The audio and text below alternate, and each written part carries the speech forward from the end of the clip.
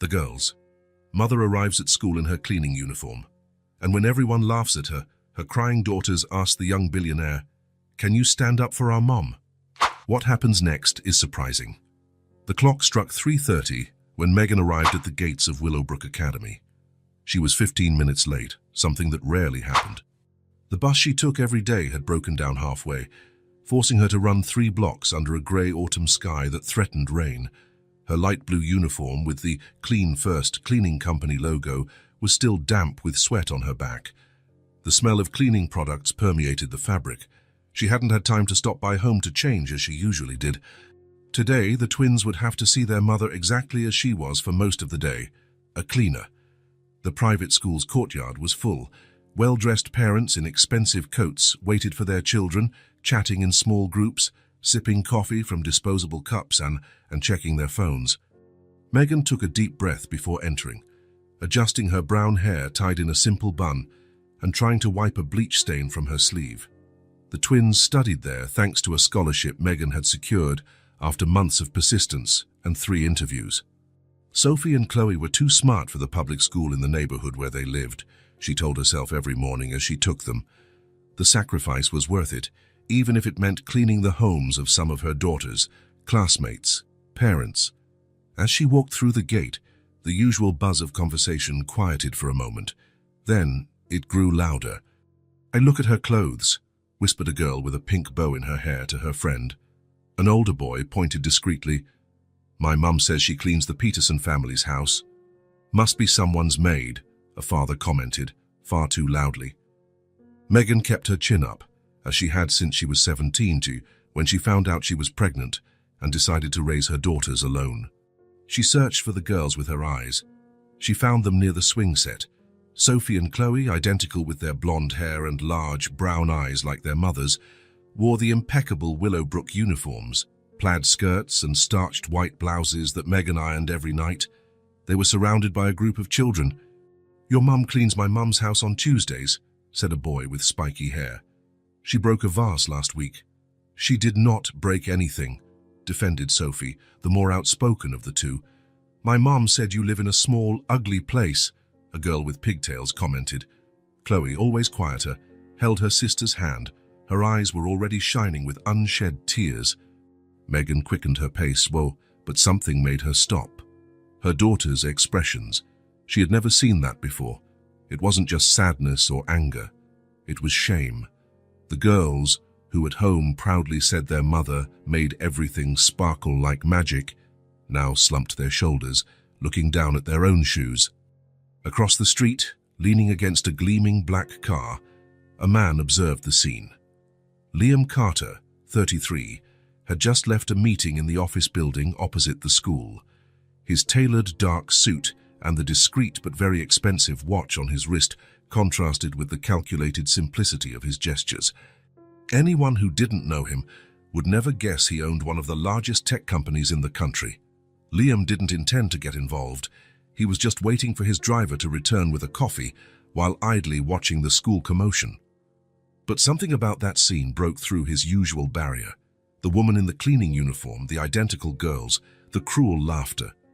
Like a movie he had seen before, without realizing it, he was already crossing the street. He stopped on the sidewalk, still observing. He saw when the twins noticed their mother, and instead of running to her as they normally would, they stood frozen, torn between shame and love.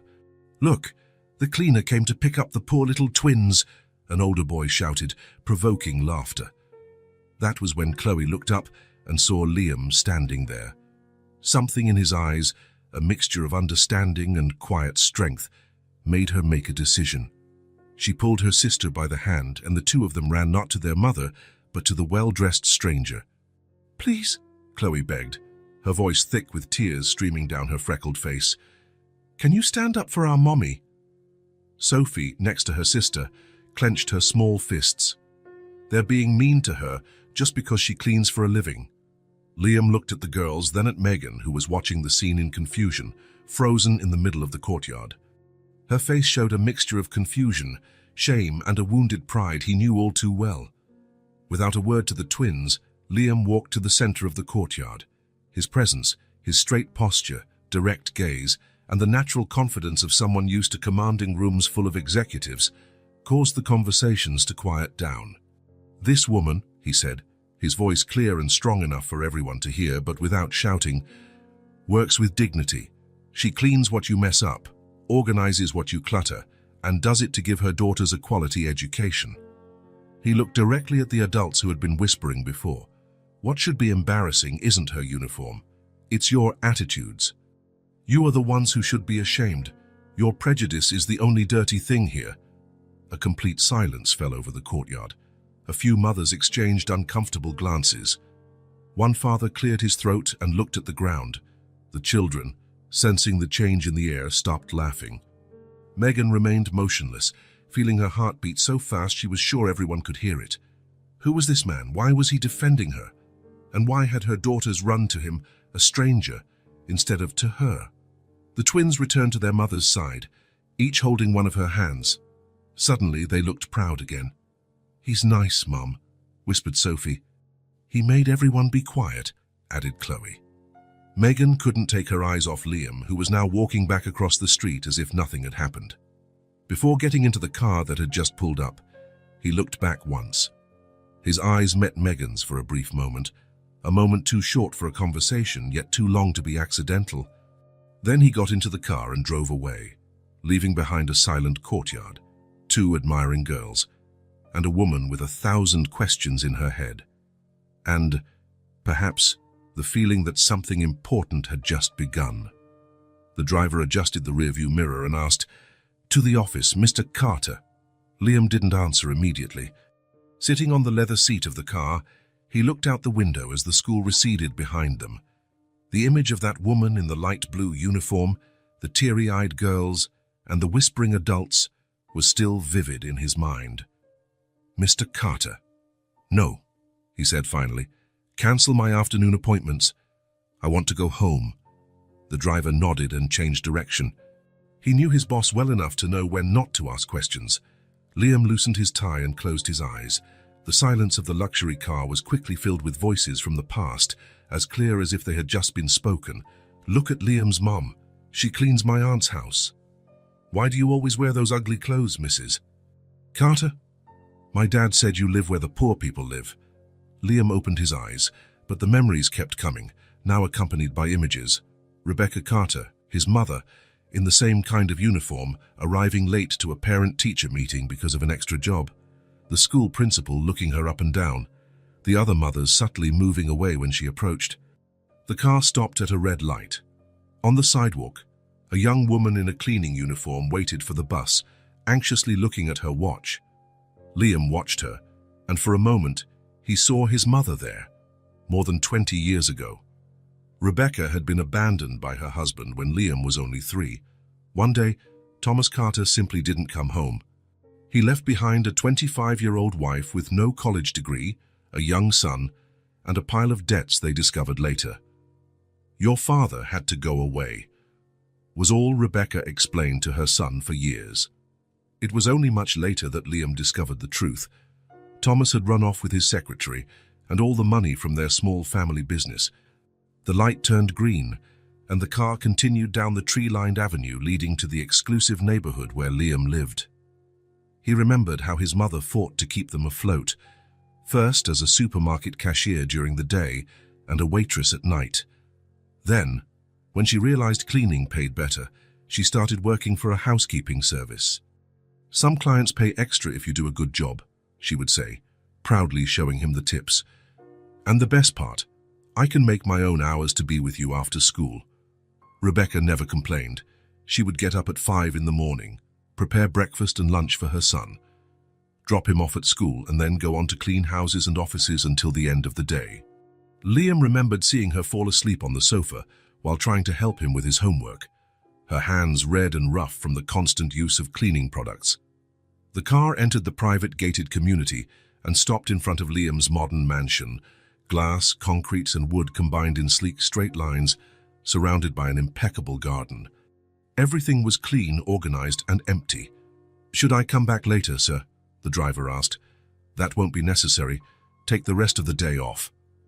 Alone in the spacious living room overlooking the city, Liam poured himself a glass of whiskey and walked to the wall where he kept a few photographs. In the center, a middle-aged woman smiled shyly, her graying hair framing a tired but happy face. Rebecca on the day of Liam's graduation with his engineering degree. She hadn't lived to see the success of the tech company he founded. An aggressive cancer took her when Liam was only 26, fresh out of college and starting his first business. "Those girls were me," he murmured into the silence of the house. "That woman was you, Mom." He sat on the sofa and let the memories flow. The weekends when his mother took on extra cleaning jobs to afford his school supplies, the time she saved for months to give him a second-hand computer for Christmas, something that changed his life and set his future in technology. And the humiliations, the stares, the whispers, the shame he felt as a child, which slowly turned into admiration as he grew up and understood her sacrifice. He remembered a specific day. He was 11, and his mother picked him up from school wearing her uniform. A group of boys started laughing. One of them shouted something about a cleaner. Liam, filled with a childish rage and a shame he didn't understand, yelled at his own mother, "Why couldn't you change your clothes before coming?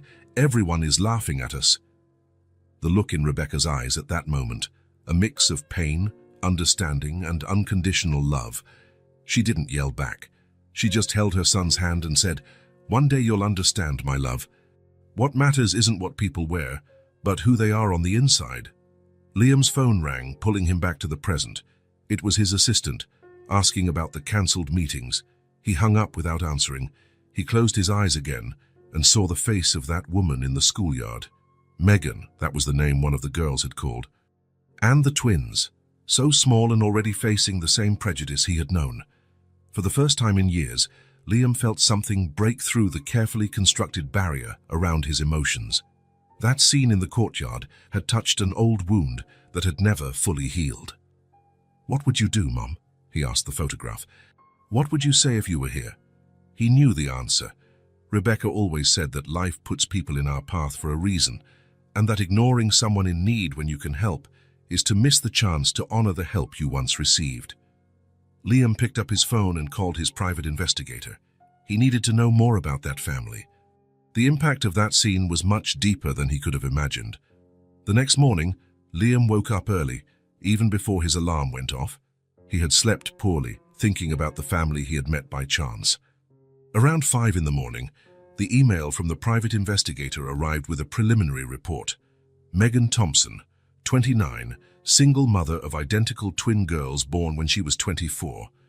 She had been working for the Clean First company for 4 years and had a second part-time job as a cashier at a drugstore on weekends. She lived in a 2-bedroom apartment in a modest neighborhood, about 20 minutes from the school where the girls studied on a full scholarship. No criminal record, no significant debts other than a small student loan. A simple, organized and, from the looks of it, solitary life. As he had coffee in the large, silent kitchen of his mansion, Liam decided he would go back to the school that afternoon. He didn't know exactly why, maybe to check if the girls were okay after the incident, or maybe because that scene had awakened something dormant inside him, a connection to his own past that he couldn't ignore.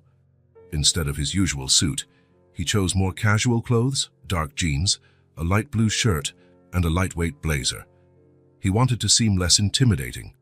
Before leaving, he stopped by a bookstore downtown and, after some time, browsed the children's section. He chose a colorful book about 2 sisters who helped magical animals. The saleswoman mentioned it was the first volume of a popular series among 5 to 8-year-olds. "Is this for your daughters?" the woman asked, smiling as she gift-wrapped the book. "No," Liam replied, "just for some friends." The word sounded strange on his lips. He didn't have friends with young children. In fact, he barely had friends at all, just colleagues, business partners, and superficial acquaintances at charity events. Loneliness was the price he paid for success, and he rarely bothered with it, until now. He arrived at the school 15 minutes before dismissal. He parked his car across the street and waited, feeling a strange anxiety that didn't fit the CEO of a billion-dollar company, accustomed to making decisions that affected hundreds of employees. The bell rang promptly at 3 in the afternoon. Children began to pour out of the gates in noisy groups, followed by teachers and some parents who came to pick up the younger kids. Liam spotted Megan arriving, this time without her cleaning uniform, wearing simple jeans and a blue blouse. Even so, he noticed how some parents kept their distance, as if the uniform from the previous day was still visible. Sophie and Chloe came out hand in hand, looking around curiously. When they saw their mother, they smiled and started running towards her, but stopped suddenly when they recognized Liam across the street. Their identical little faces lit up. "Look, Sophie, it's the man who stood up for Mommy," Chloe shouted, pulling her sister by the hand. Before Megan could react, the two were already running across the street toward Liam. He smiled, genuinely touched by the girl's enthusiasm. "Hi," said Sophie, stopping in front of him with her hands on her hips. "You came back." "We wanted to thank you," added Chloe, shyer than her sister. "The teacher said you were very brave." Megan crossed right behind them, visibly tense. Her eyes darted between her daughters and the stranger who, the day before, had caused such a commotion at the school. Liam noticed she had deep, dark circles under her eyes and was gripping her purse strap tightly, as if ready to pull the girls away and run at any moment. "Girls, come back here," she called in a firm but not harsh voice. Liam raised his hands in a placating gesture. "Sorry, I didn't mean to intrude," he said. "I just came by to see how you were after yesterday."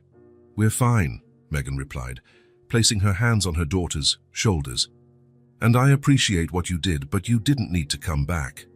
"Mom," Sophie interrupted, looking up at her. "He's nice. He made everyone stop laughing.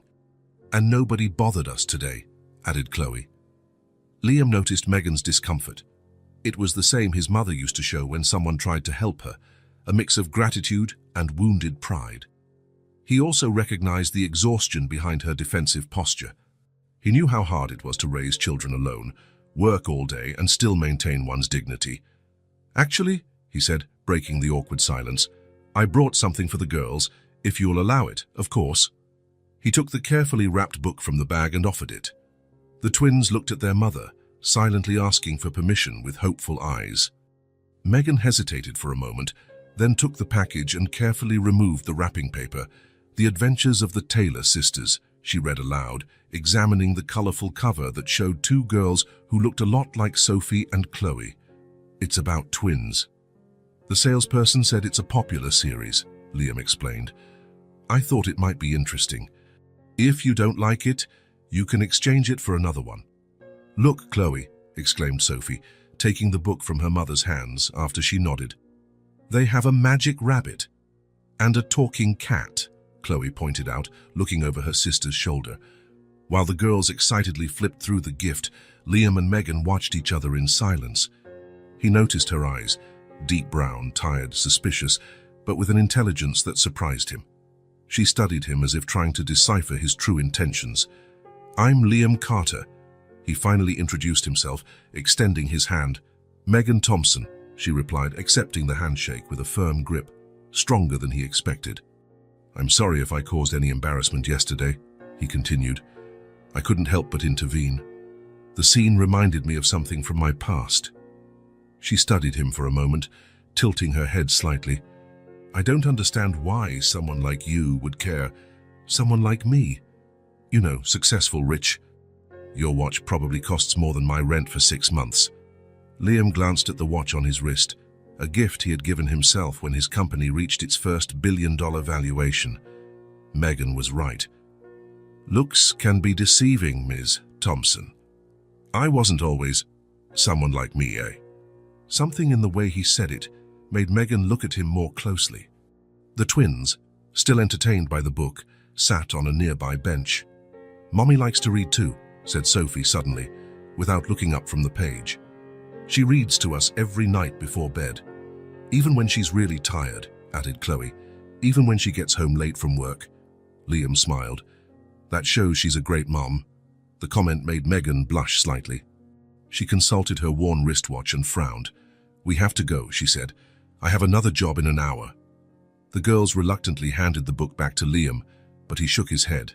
"It's a gift. You can keep it." "We can't accept it," Megan said quickly. "Please," Liam insisted. "It would make me happy to know you're enjoying the book." There was a moment of hesitation, but the sparkle in the twins' eyes eventually convinced Megan. She nodded reluctantly. "Thank you, then. Could we perhaps meet again?" Liam asked. "Maybe for coffee. I'd like to explain more about yesterday." Megan seemed surprised by the invitation. "I don't know if that's a good idea," she replied, gently pulling her daughters by their hands. "Come on, girls. We have to catch the bus." "Bye, Mr. Liam," the twins said in unison, waving as they walked away. Liam watched the three of them walk down the sidewalk, the mother between the two identical girls, each holding one of her hands. There was something about that family that touched him deeply, a quiet resilience he knew all too well. In the days that followed, Liam returned to the school. Not every day. He didn't want to seem invasive or creepy, but 2 or 3 times a week, always at the same time. He never entered the courtyard, remaining across the street, respecting Megan's space. He always brought a small gift, another book from the same series, good quality colored pencils, small sketchbooks, simple gifts, carefully chosen not to offend Megan's pride, but that made the girls' eyes shine. The first few times, Megan kept her distance, just nodding politely while the girls ran to greet him. Gradually, however, she began to approach as well. They exchanged a few words, comments about the weather, about how the twins were doing in school. Nothing personal, nothing deep, but Liam felt that each small conversation was a stone removed from the wall she had built around herself. On a particularly sunny afternoon, almost 2 weeks after their first meeting, Liam showed up with 3 ice cream cones instead of books. The twins jumped for joy when they saw him. "You know our favorite flavors," exclaimed Sophie, receiving a strawberry ice cream. "And you remembered I prefer chocolate," said Chloe, taking hers. "I brought vanilla for you," Liam said, offering the 3rd cone to Megan. "I hope you like it." "How did you know it's my favorite?" she asked, accepting the gift with a discreet smile that lit up her tired face. Liam shrugged. A hunch. It was a lie, of course. He had asked the girls during his previous visit, when Megan was distracted paying the bus fare.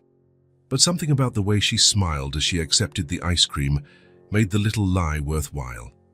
They sat on a bench in the park across from the school. The twins played a few feet away, chasing each other with laughter. The late afternoon sun painted everything in a golden light, softening the city's contours. "They seem happier," Liam commented, watching the girls. "They are," Megan confirmed, licking her ice cream. "After that day, the other kids stopped teasing them. Some parents even started saying hello to me." "I'm glad to hear that, but I still don't understand why you keep coming back." The question was direct, no beating around the bush. Typical of her, Liam thought. In their few conversations, he had noticed how Megan got straight to the point, without the social games he was used to in the corporate world. Liam watched the girls for a moment before answering. "My mother was also a cleaner," he said finally. "She raised me alone after my father left us. I saw the same look on your face that I used to see on hers when people judged her for her uniform." Megan stared at him, surprised. But you seem so rich, successful?" He smiled without humor. "I got lucky, and I had an incredible mother who sacrificed everything so I could have opportunities." For the first time, Megan really looked at Liam, not at the rich man in expensive clothes, but at the person. There was a sincerity in his eyes that didn't match the image she had of successful men, usually arrogant, condescending, treating people like her as invisible. "Your mother must be very proud of you."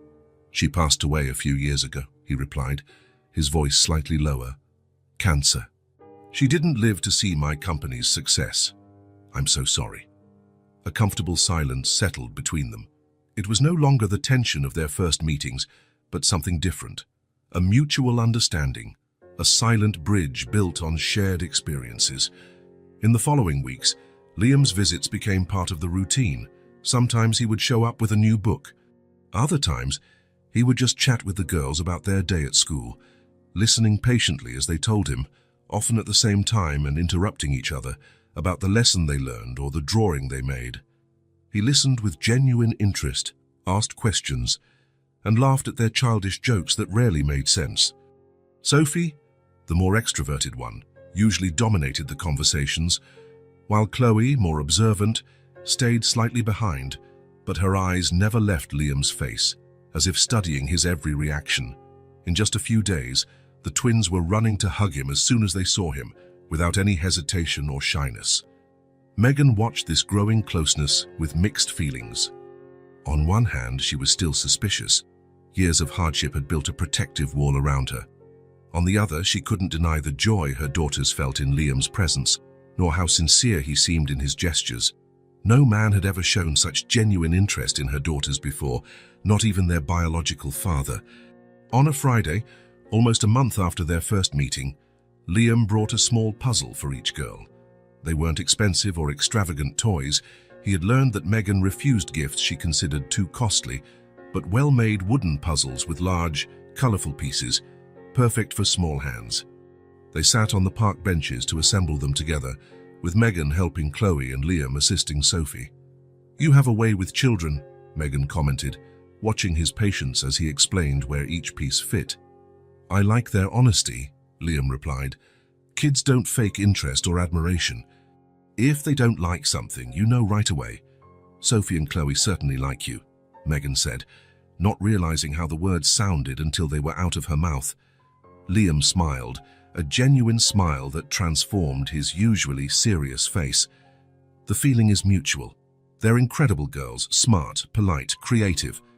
You've done a great job raising them." "I do my best," she replied, helping Chloe place the last piece. "It's not always easy."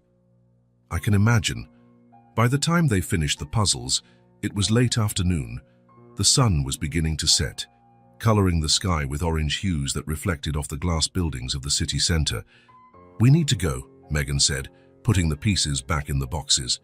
"I have to make dinner before I go to my second job." That's when Chloe, the quieter of the two, looked at Liam with her big brown eyes and said, with the typical innocence of a 5-year-old, "Mommy wants you to come have dinner with us." Megan froze, the puzzle pieces falling back into the box. Sophie giggled, us covering her mouth with her hands.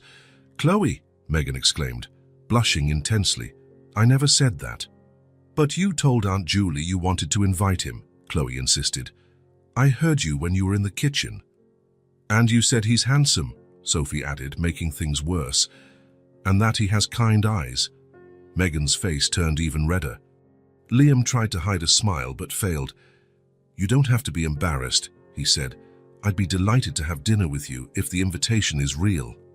I mean... The girls misunderstood, Megan tried to explain. I just mentioned to my friend that you had been kind, and that maybe we should thank you properly and..." "Please, Mom," begged Sophie, pulling on the sleeve of Megan's blouse. "Can we invite Mr. Liam for dinner, please? You can make that spaghetti that everyone loves. And we can show him our room," added Chloe. "And the drawings on the wall." Megan looked at her daughters, then at Liam, who was patiently waiting for her answer. The last rays of sun illuminated his face, and she noticed small wrinkles around his eyes when he smiled, signs of a life lived, not just observed. "All right," she finally gave in. "If you want to, you can come have dinner with us." "Nothing special, just a simple meal." "To me, it would be special," Liam replied, with a sincerity that disarmed her. "I have dinner alone most nights." "When?" asked Sophie, practically jumping with excitement. "When would be convenient for you?" Liam asked Megan. "Tomorrow," Chloe suggested, looking hopefully at her mother. Megan hesitated for a moment. Tomorrow was Saturday, her only completely free day. She usually used the morning to clean the house and the afternoon for activities with the girls. The idea of having a visitor, especially someone like Liam, in her small apartment made her nervous. But the sparkle in her daughter's eyes.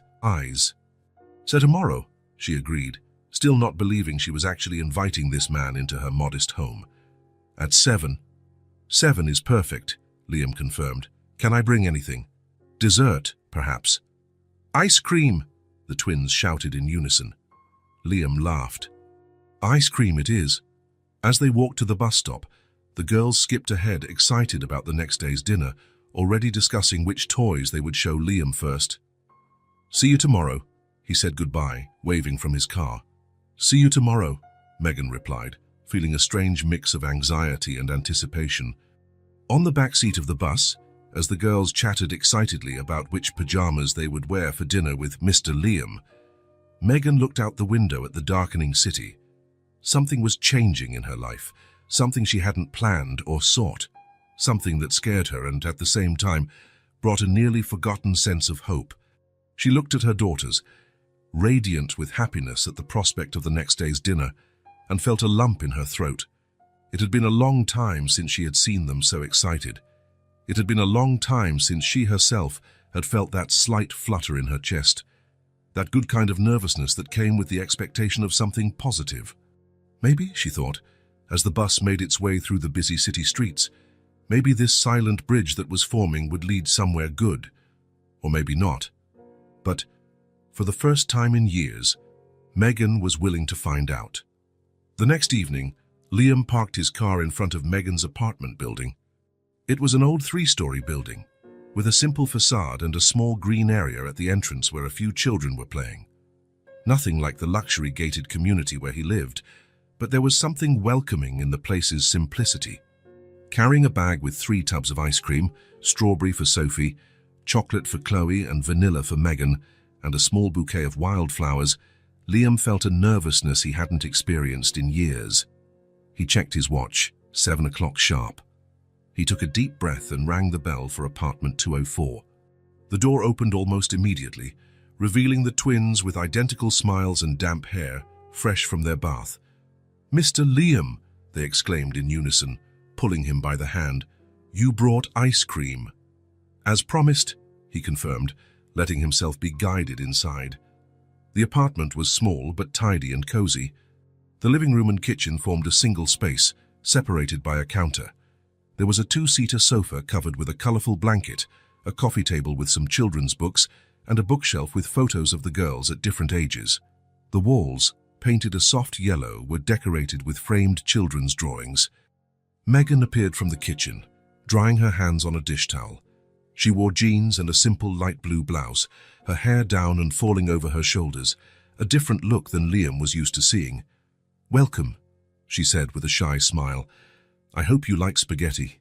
It's the house specialty." "My favorite," Liam replied, handing her the flowers. They're just some wildflowers, nothing fancy." Megan seemed surprised by the gesture. "They're beautiful, thank you." The twins, excited by the visit, pulled Liam through the living room, eager to show him their toys, books, and the small fish tank with 2 goldfish. "This is Bubbles and this is Splash," Sophie explained, pointing to the fish swimming peacefully. "Liam is having dinner with us," Chloe announced to the fish, as if they needed to be informed. The smell of tomato sauce and fresh herbs filled the apartment. On the small dining table, carefully set, was a platter of spaghetti, a bowl of salad, and a basket of homemade bread. "It's nothing sophisticated," Megan warned as they served the plates. "It looks delicious," Liam replied sincerely, "and it smells wonderful." During dinner, the conversation flowed naturally. The twins dominated much of the dialogue, telling stories from school, asking about Liam's work, and suggesting places to visit together in the future. "We could go to the zoo," Sophie suggested. "Or the science museum," added Chloe. "They have real dinosaurs there." "Well, they're not real," Megan gently corrected. "They're fossils and replicas." "But they're huge," Chloe insisted, opening her arms to demonstrate. Liam smiled, observing the interaction between mother and daughters. There was a rhythm between them, a harmony that only comes from shared time and love. He felt simultaneously like a guest and a part of this small universe. After dessert, when the girls started to yawn, Megan announced it was bedtime. "But Liam is going to tell us a story, right?" Sophie asked, looking hopefully at her mother and then at their guest. "If he wants to," Megan replied. "I'd be delighted," Liam said. The girls jumped excitedly and ran to their room to choose a book. Liam followed Megan down the short hallway to a cozy room with 2 twin beds, shelves full of books and toys, and walls decorated with glowing stars. Sitting on the edge of one of the beds, Liam read "The Dragon Who Was Afraid of Fire," using different voices for each character, to the twins' delight. By the time he finished, the girls were already fighting off sleep. "Will you be here tomorrow?" Chloe asked as Megan tucked her in. "Not tomorrow," Liam replied. But I can come back another day, if your mom lets me. She'll let you, Sophie stated confidently, her eyes already closed. She likes you. Megan blushed slightly, turned off the main light, leaving only a nightlight on, and motioned for them to leave. Back in the living room, a comfortable silence settled between them. Megan offered a glass of wine, which Liam accepted. They sat on the sofa at a respectful distance from each other. You're great with them, Megan commented after a sip. I bet you have a knack with kids. They make it easy, he replied. They're special girls. Yes, they are. Megan swirled the glass between her fingers, thoughtful. Liam, there's something I need to tell you. About their father. Liam nodded, giving her space to continue. Megan took a deep breath as if gathering courage. Their father is in prison. He was unstable, aggressive. When I got pregnant, I ran away without telling him. I moved to a new city to start over. Her eyes met Liam's, revealing a deep fear. But I'm still afraid he'll show up one day.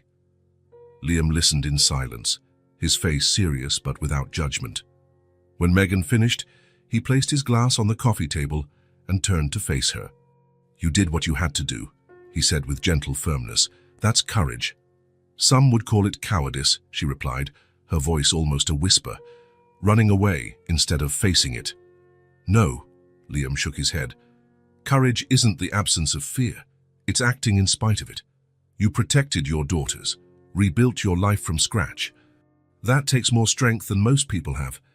His words touched something deep within Megan. It was the first time someone had understood her decision without questioning it, without judging. A single tear rolled down her cheek. Sorry, she said, wiping it away quickly. I don't usually talk about this. You don't have to apologize, Liam replied. And you don't have to tell me anything you don't want to. They sat in silence for a moment, the ticking of the clock on the wall, the only sound in the apartment. Thank you for dinner, Liam said finally. It was the best night I've had in a long time. Even though it was so simple, Megan asked with a shy smile. Especially because it was simple, he replied. And real. When Liam said goodbye at the door, something had changed between them. A barrier had fallen, a trust was beginning to form, the fear was still there, the uncertainties remained, but now there was also a possibility, faint as the first light of morning but real.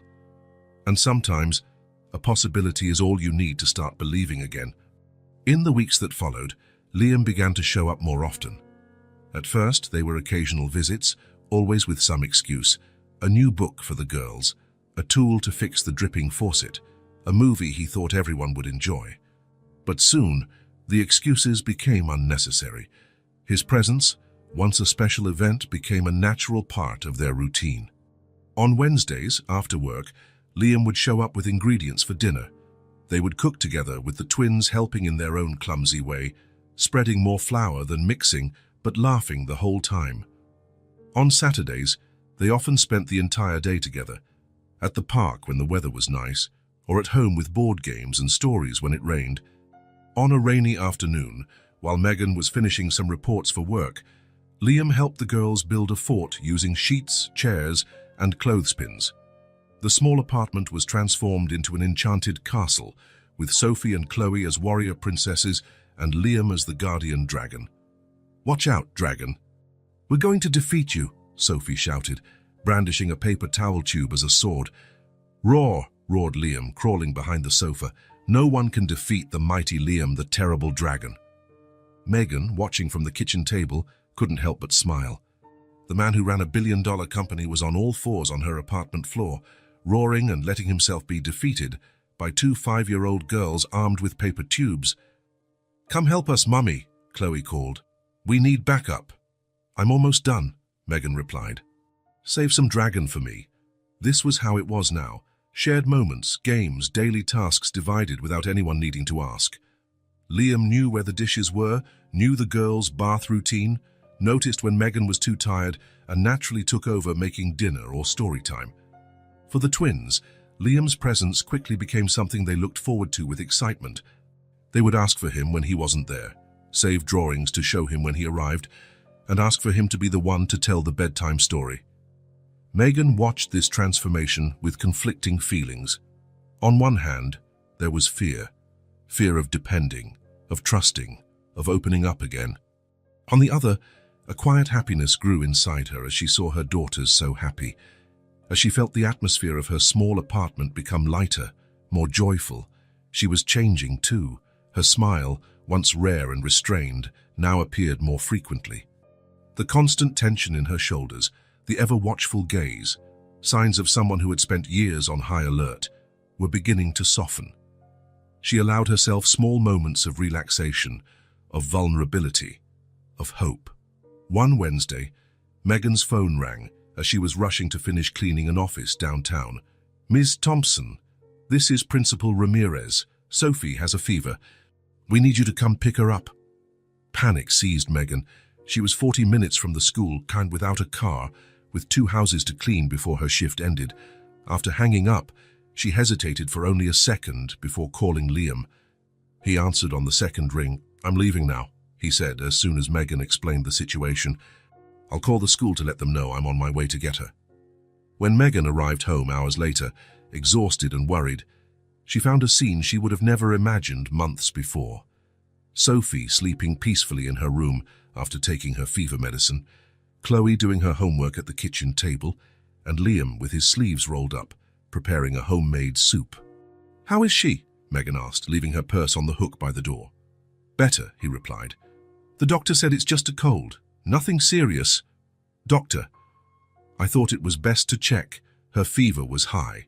Liam stopped stirring the soup. "I should have asked first, I'm sorry." "No," Megan said, approaching. "Thank you. I would have done the same." That day marked a change. What was once occasional help became a silent partnership. Liam didn't just visit, he participated. He was there when Sophie needed help with her science project, when the hallway light bulb burned out late at night, when Chloe had nightmares and couldn't go back to sleep. One night, after the girls had finally fallen asleep after a marathon of stories, Liam and Megan sat on the small apartment balcony, sharing a cheap glass of wine. "Thank you for today," she said.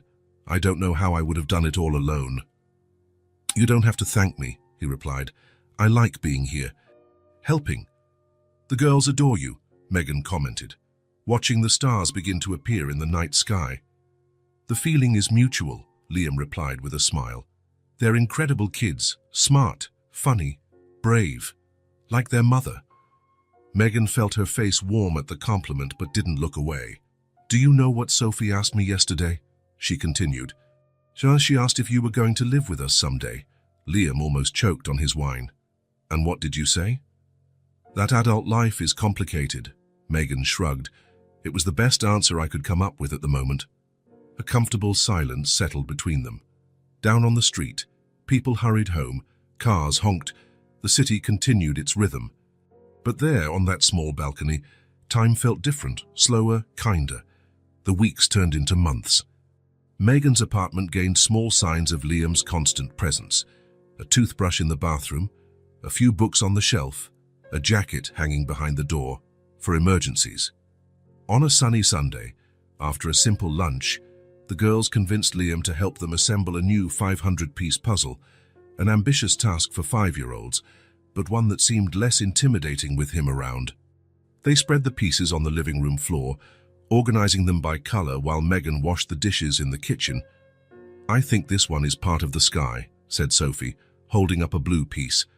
"And this one is from the tree," added Chloe, separating green pieces. Liam, sitting on the floor between them, helped patiently, guiding without doing it for them, celebrating each small achievement. As they worked, he looked around the modest but cozy apartment. The girls' drawings on the fridge, the photos in simple frames, the worn but clean sofa, the books organized by color on the shelf. The sound of Megan humming softly in the kitchen, the smell of fresh coffee, the sunlight streaming through the window and creating patterns on the wooden floor. Something inside him quieted, that constant restlessness he had always carried, even amidst professional success, wealth and achievements. Here, sitting on the floor with 2 5-year-old girls trying to assemble a puzzle that was too difficult for them, he felt a peace he had never experienced in his pristine mansion overlooking the lake. He took a deep breath and, almost without realizing it, said aloud, "I feel good here." with you all. Like this is where I belong. The girls remained focused on the puzzle, too absorbed to register the weight of that confession. But in the kitchen, Megan froze, her coffee cup suspended halfway to her lips. Liam didn't expect a response. He wasn't even sure if he wanted anyone to have heard. It was more a thought that had escaped, a truth that needed to be spoken, even if only to himself. Megan entered the living room carrying her coffee cup and sat on the sofa behind them. Her eyes met Liam's, a silent conversation taking place without words. She didn't respond verbally to his confession, but her gaze said it all. The recognition, the gratitude, and maybe, just maybe, an echo of the same feeling. The afternoon progressed peacefully, with the puzzle slowly taking shape. At some point, Megan joined them on the floor, bringing cookies and juice for everyone. They worked in comfortable harmony, as if they had done this hundreds of times before. "This part is too hard," sighed Sophie, frustrated with the sky pieces that all looked the same. "Sometimes we have to try many possibilities until we find the right one," Liam explained gently. "Don't give up." As he helped Chloe fit two particularly challenging pieces together, Sophie looked at Liam with curiosity. "Do you have kids, Liam?" she asked suddenly. The question caught everyone by surprise. Megan stopped what she was doing, attentive to the answer. Liam placed the piece he was holding back on the floor and looked directly at Sophie, taking the question with the seriousness it deserved. "No," he answered honestly. "I don't have children." "Why?" Sophie insisted, tilting her head. "Don't you like kids?" "I like them very much," he assured her, smiling. "In fact, I've always wanted to have kids." "Then why don't you have any?" persisted Chloe, now also interested in the conversation. Liam thought for a moment, searching for the right words to explain something so complex to 5-year-olds. "Because I was waiting for the right family," he said finally. "I dream of having a family. I wanted to be a dad. I just hadn't found the right person." Megan lowered her eyes to the puzzle, pretending to concentrate as her heart sped up. There was something in his voice, a disarming sincerity, a vulnerability he rarely showed. "You would be a good dad," declared Sophie with the absolute conviction that only children possess. "It's true," Chloe agreed. "So you know how to tell stories and make good food, and you don't get mad when we spill juice." Liam smiled, visibly touched by the simple yet profound comments. "Those are important qualities," he agreed, trying to keep his voice light despite the emotion he felt. Chloe, usually the quieter and more observant of the two, looked at Liam with her big brown eyes. There was a seriousness in her small face that made her seem much older than her 5 years. "You're a good man, Liam," she said with disarming simplicity. "You could be our dad." The silence that followed seemed to amplify the ticking of the clock on the wall. Liam sat motionless, Chloe's words reverberating in his mind. In the kitchen, where she had retreated with the excuse of getting more cookies, Megan gripped the edge of the sink, feeling her chest tighten. It wasn't pain, exactly. It was an emotion so intense, it manifested physically. Emotion for her daughter's innocent words, for the possibility they evoked, and fear, the familiar fear that always accompanied her, the fear of trusting, of believing, of opening herself up to something that could fall apart. She closed her eyes for a moment, trying to control her breathing. When she opened them again, she saw her distorted reflection in the kitchen window, a woman holding on tight as she always had, but with something new in her eyes, something that looked dangerously like hope. Back in the living room, with the plate of cookies that no one really needed, she found Liam patiently explaining to the girls that adult relationships were complicated, but that he felt very honored they thought of him that way. His eyes met Megan's for a brief moment, a look loaded with unasked questions, unexplored possibilities, and feelings not yet named.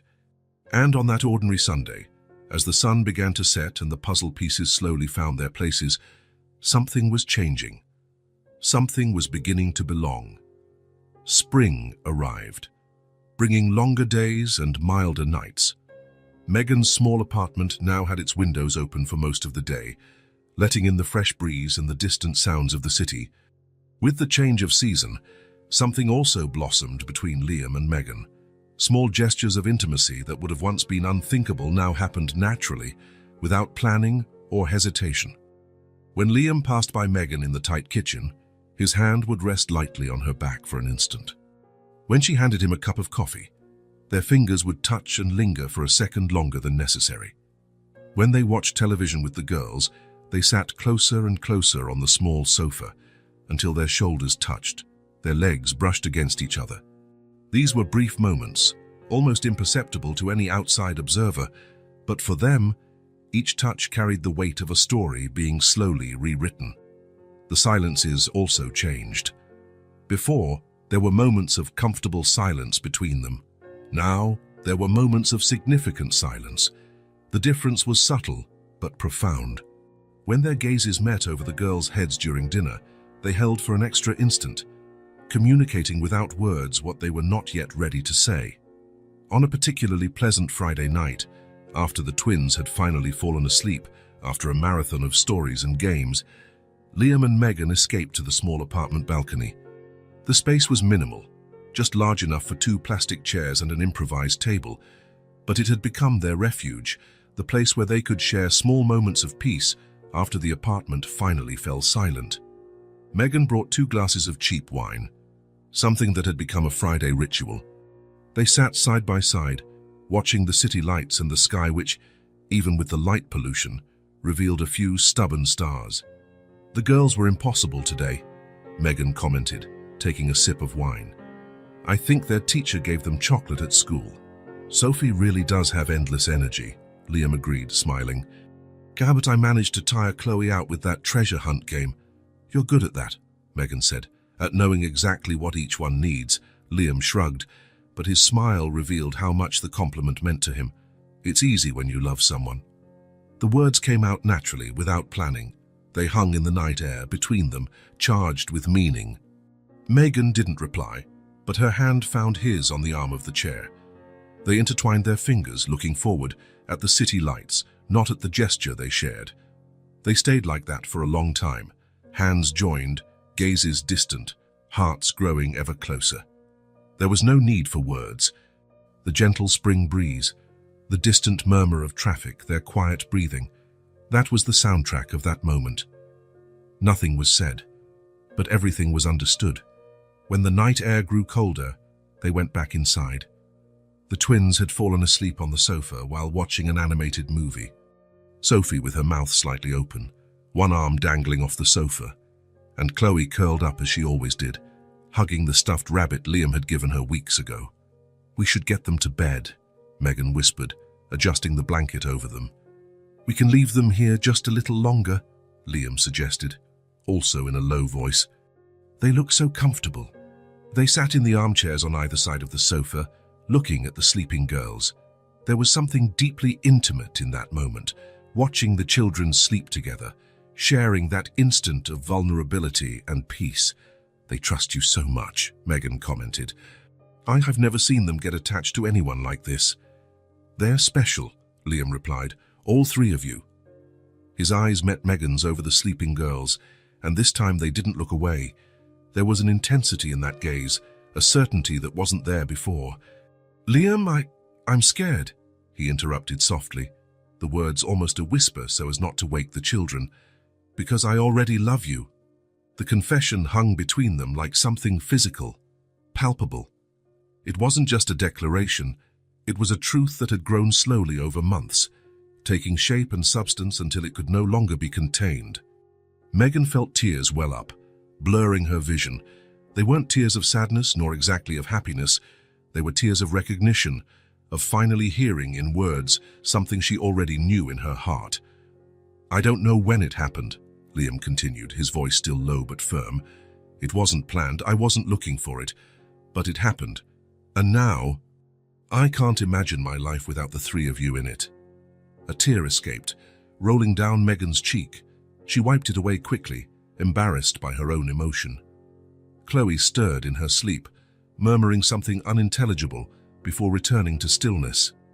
Careful not to disturb the girls, Megan leaned forward and held Liam's hand calmly, their fingers intertwining as they had so many times in recent weeks, but this time with a new meaning, a new weight.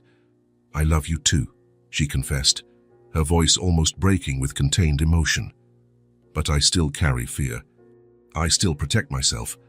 Liam gently squeezed her hand, a gentle pressure that said he understood, that he respected her fears, that he didn't expect years of protection to disappear all at once.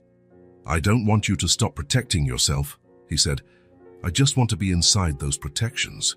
With you. With them. Sophie mumbled in her sleep, turning over and nearly slipping off the sofa. They both reacted at the same time, adjusting her back to a safe position, their hands touching in the process. When they looked at each other again, there was a shared smile, the kind of smile that only exists between people who face the small challenges of everyday life together. This scares me, Megan admitted. How all of this happened so naturally, how you fit into our lives. It scares me too, Liam confessed. I never imagined I would find this. A family. The word hung between them. Family. It wasn't a proposal, not a promise. It was just the recognition of what they had already become, without realizing it. I don't know what happens now, Megan said, looking at the girls. I don't know how to move forward from here. We don't have to know yet, Liam replied. We can figure it out together, one day at a time. The silence returned, but different from all the previous ones. It was a full silence, full of possibilities, of hope, of a mutual understanding that needed no words to exist. They didn't kiss.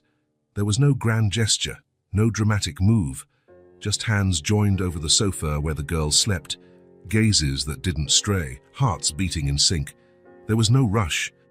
What they were building, this fragile, precious understanding, was too important to be hurried. The scars they both carried, in different ways, needed time to heal completely. Megan's fears, Liam's loneliness, none of it would disappear overnight. But there, in that quiet moment, with the children sleeping between them, something deep and true was acknowledged. They recognized each other, whole, real, with all their imperfections and hesitations, and they recognized themselves as willing to try, to risk, to believe that maybe, just maybe, some stories can have happy endings, even for people who stopped believing in them a long time ago. And for now, that was enough. Saturday morning started like so many others in recent months. Liam had slept on the sofa after a night of movies and board games with the twins. He was making pancakes in the kitchen while Megan set the table for breakfast. The sweet aroma of batter and the smell of coffee filled the small apartment, creating that cozy weekend atmosphere they had learned to value together. Sophie and Chloe were still asleep, taking advantage of the weekend to rest a little longer. Through the kitchen window, the spring sun streamed in golden beams, illuminating the shared space. We could take the girls to the amusement park that opened downtown, Liam suggested, flipping a pancake. So I saw it has a special area for little kids. They would love that, Megan agreed, placing plates on the table. Sophie hasn't stopped talking about the Ferris wheel since she saw the commercial on TV. It was a simple, everyday moment, the kind of light conversation they had shared hundreds of times. Nothing indicated that this day would be different from all the others, until the doorbell rang, followed by violent banging on the building's main door that echoed up to the third floor where they lived. I know you're in there, Megan. Open this door now. The harsh, loud male voice froze Megan where she stood. The glass she was holding slipped from her fingers, shattering on the floor. Her face lost all its color in an instant. Travis, she whispered, the name coming out as a breath of pure terror. Liam left the spatula on the stove and quickly moved to the side window, peeking through the curtain. At the building entrance, a man of average height but broad shoulders was furiously banging on the intercom. Disheveled dark hair, unshaven, wrinkled clothes. His movements were abrupt, almost erratic. Is that him? Liam asked, turning to Megan, who seemed petrified. She just nodded, her eyes fixed on the door as if expecting it to explode at any moment. Her hands were visibly shaking, and her breathing had become rapid and shallow. How did he find us? She murmured, more to herself than to Liam. I was so careful. All these years. The banging continued, now accompanied by more shouts that echoed throughout the building. Megan, I know you're hiding my daughters. You have no right to keep them from me. Open this damn door. The noise woke the twins. Sophie appeared at the living room entrance, rubbing her sleepy eyes, with Chloe right behind her, clutching her stuffed rabbit. "Mommy, who's yelling?" Sophie asked, confused. Megan reacted instantly, moving to protect her daughters.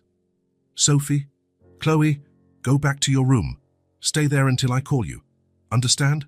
Close the door and don't come out." The girls, sensing the urgency in their mother's tone, just nodded. Sophie took her sister's hand and led her back to the room.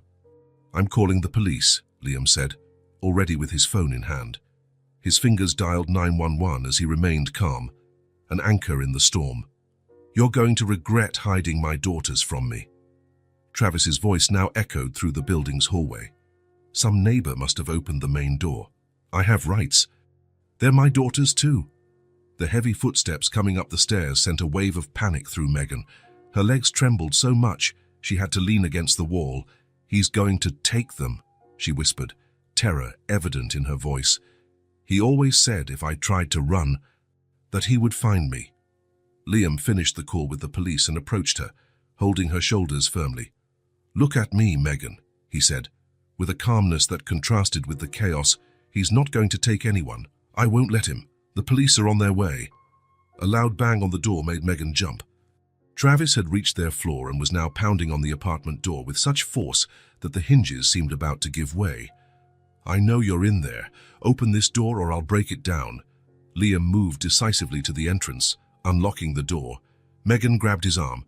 "What are you doing? He's dangerous." "Trust me," Liam replied. "It's better to confront him out here than to let him break down the door and get inside. Stay with the girls. Lock the door behind me." Megan hesitated for a second, but finally nodded. With a quick movement, Liam opened the door and stepped out into the hallway, closing it behind him. He heard the click of the lock as Megan secured it. Travis stopped for a moment, clearly surprised not to find Megan. His bloodshot eyes and the smell of alcohol indicated he was not sober. "Who the hell are you?" he demanded, taking a step toward Liam. "I'm the person who's going to make sure you don't enter this apartment," Liam replied. His posture relaxed but firm, completely blocking the entrance. Travis laughed, a harsh and unpleasant sound. "So Megan got herself a bodyguard, or is it something more?" His eyes narrowed. "It doesn't matter. Get out of my way. I came to get my daughters." "Your daughters?" Liam kept his voice calm, but there was steel behind his words. "The same ones you abandoned, the same ones you haven't seen in years. The same ones who don't even know who you are." Travis's face contorted with rage. "You don't know anything. She stole them from me, hid them. I'm their father."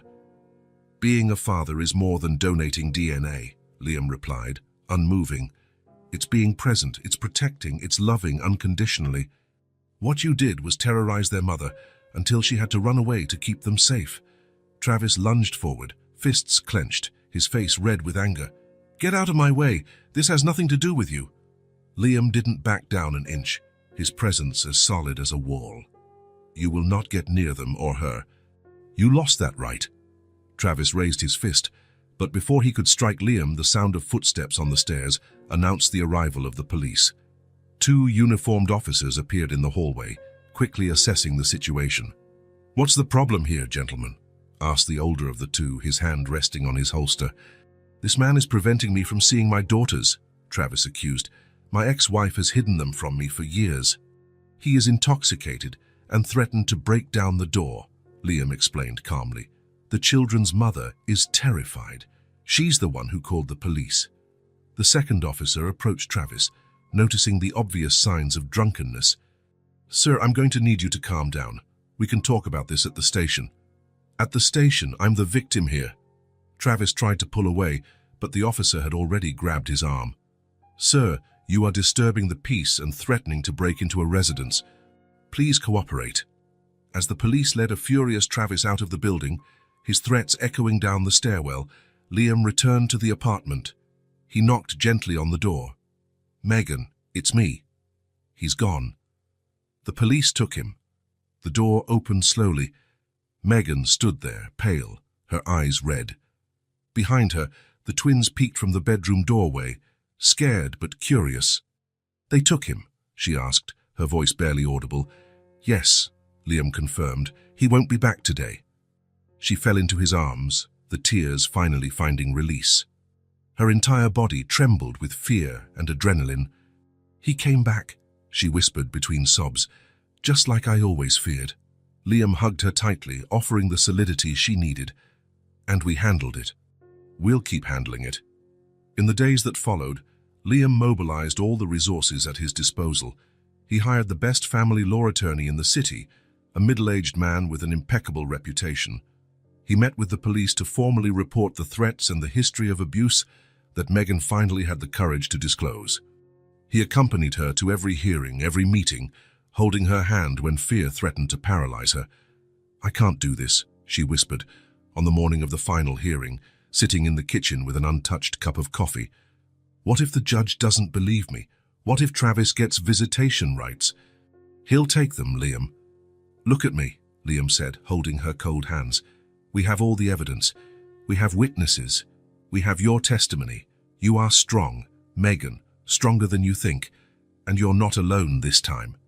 A week later, the judge granted the restraining order. Travis was legally forbidden from approaching Megan or the twins. Any attempt at contact would result in immediate arrest. "It's over," the lawyer said, handing over the official documents. "He can no longer come near you. If he tries, he goes straight to jail." But even with the paper in hand, even with the new locks on the door, even with the security system Liam had installed, the fear remained. Megan felt it every night as she triple-checked that the doors were locked. She saw it in the scared glances Sophie cast toward the window upon hearing a strange noise. She felt it in the way Chloe clung to her at night, waking from nightmares she couldn't explain. "Mom, is that man going to come back?" Sophie asked one night as Megan tucked them into bed. "No, sweetie. He can't. But what if he doesn't follow the rules?" the ever-perceptive girl insisted. Megan didn't know what to answer. It was Liam, standing in the bedroom doorway, who replied, "Then I'll be here, and I won't let him get near you." The words brought some comfort. The girls fell asleep more peacefully. But the fear, that old companion of Megan's, didn't disappear completely.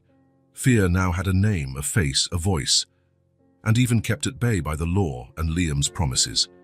Its shadow still hung over the small family they had built, like a persistent cloud in a summer sky, reminding them that the storm, though pushed away, still existed on the horizon.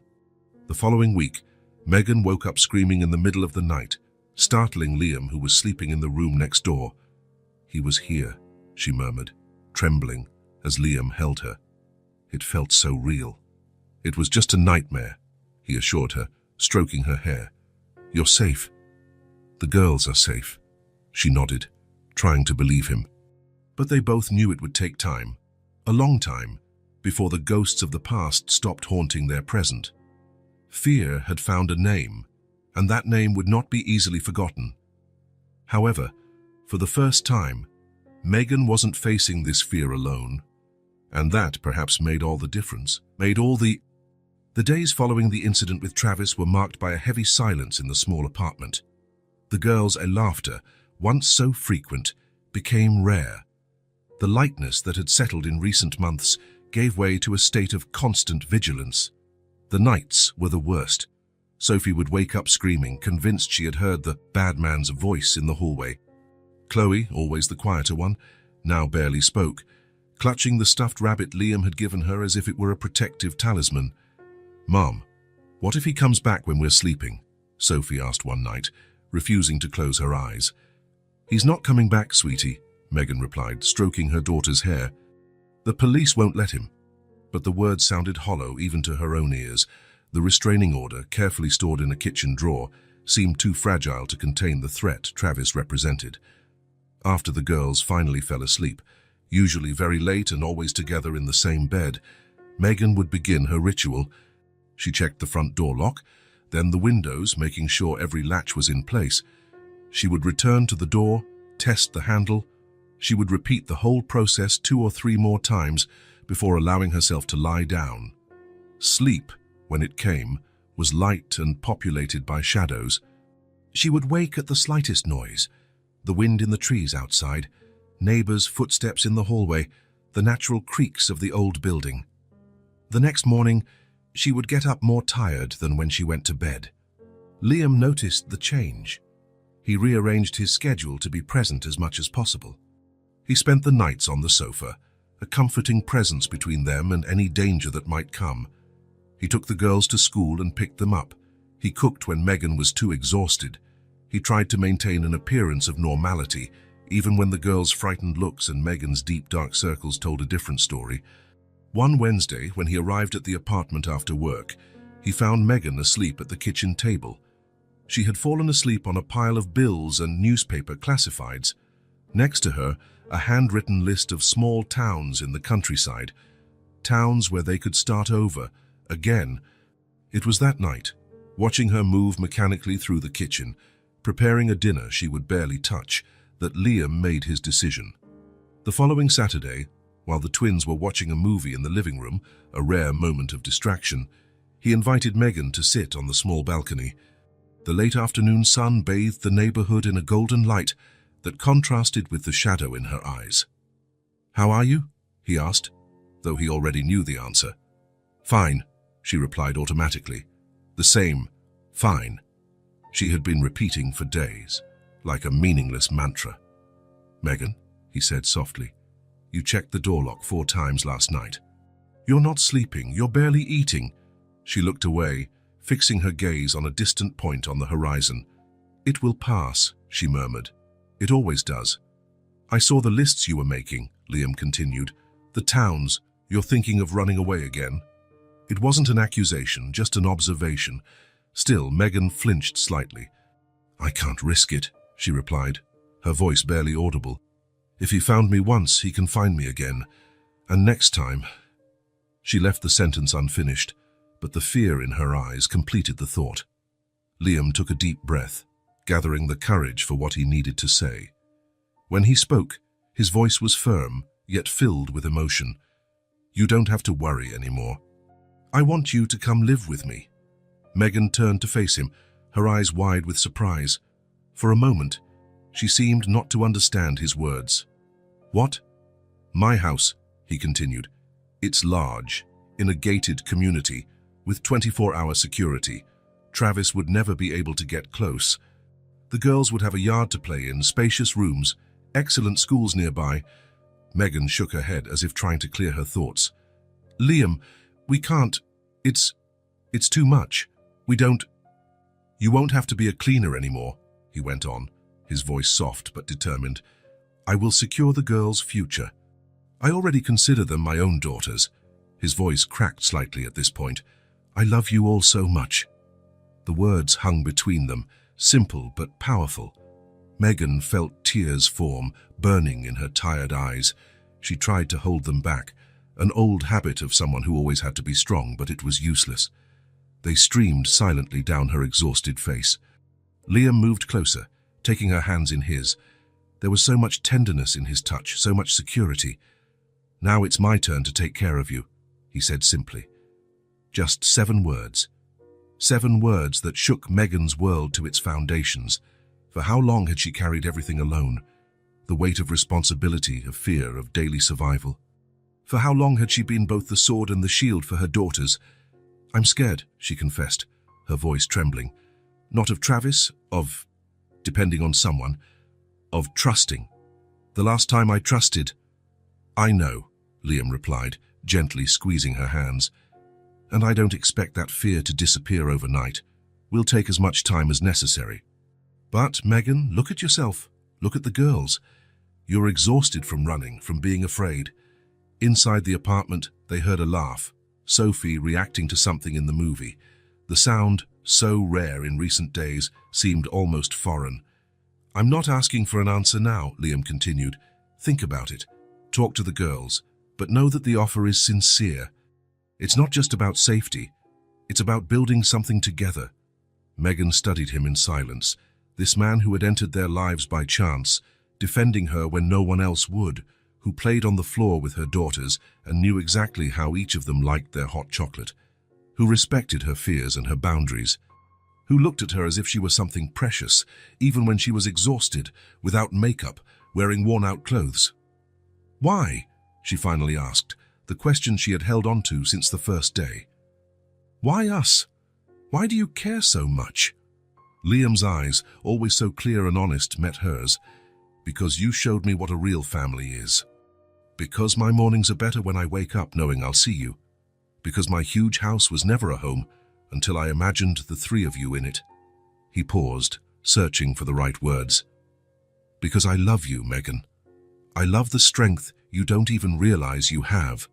I love how you protect the girls, how you work without complaining, how you can still smile after everything you've been through. And I love Sophie and Chloe as if they were my own. I can no longer imagine my life without the three of you in it. Megan's tears flowed freely now. Years of restraint, of caution, of mistrust began to crumble before the sincerity of those words. What if it doesn't work out, she whispered, the last bastion of her fear. Then we'll face that together too, he replied simply. Just like we've faced everything else so far. The sun was disappearing over the horizon, painting the sky in shades of pink and orange. In the apartment, the movie had ended, and the girls' voices arguing over which cartoon to watch next reached the balcony. Megan closed her eyes for a moment, allowing herself to imagine a place where the girls could run without fear, where they could sleep through the night without nightmares, where she wouldn't have to check the locks repeatedly, where she could, for the first time in so many years, breathe completely. A home, not just a shelter, not just a hiding place, a real home. Yes, she said finally, opening her eyes to meet Liam's. Yes, let's try. The smile that lit up his face was like the sunrise, gradual, warm, transformative. He gently pulled her into his arms, holding her as if she was something infinitely precious and fragile. And maybe, Megan thought as she allowed herself to rest in that embrace, maybe she was. Maybe they all were, fragile, precious, deserving of protection and love. Maybe now, after so long taking care of everyone, it was finally her turn to be taken care of too.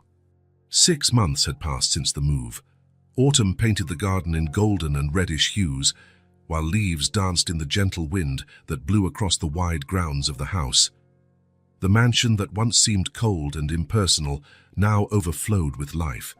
The white walls of the living room displayed colorful paintings, some bought at local art fairs, others creations of the twins themselves.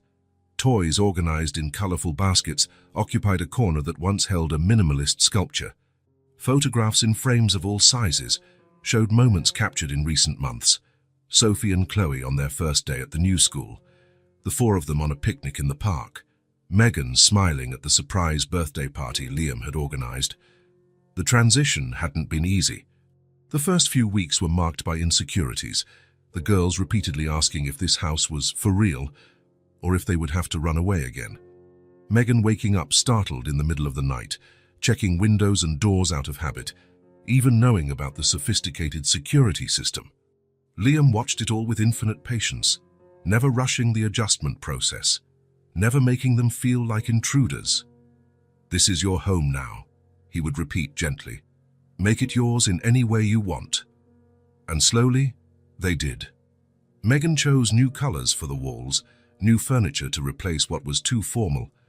The twins decorated their rooms with glow-in-the-dark stars and shelves full of books and stuffed animals. The garden, once impeccably planned, now included a swing set, a dollhouse, and a small patch where the girls were learning to grow flowers and vegetables. On this Sunday morning, the sun streamed through the large kitchen windows, creating patterns of light on the wooden floor. Megan was preparing lunch, chopping fresh vegetables with confident movements. She wore a simple but pretty dress, her hair loose and falling over her shoulders. The most noticeable change, however, was in her expression. The constant tension that once marked her face had disappeared, replaced by a luminous serenity. Outside, Sophie and Chloe ran through the garden, chasing a colorful ball. Their laughter, loud and carefree, reached the kitchen like the sweetest music. "Be careful with the flowers," Megan called through the open window, but her tone was light, without the anxiety that used to accompany every warning. The girls waved, adjusting their game to avoid the newly planted daisy bed. They were growing, Megan noticed, not just in height but in confidence. Sophie, always the more extroverted, now shone at school. raising her hand to answer questions, making friends with ease. Chloe, naturally more reserved, had found her voice through art, her drawings earning praise from her teacher and a special place on the family's refrigerator. Family. The word still caused a strange and wonderful feeling in Megan. For so long it had been just her and the twins against the world, a small frightened unit, always on alert.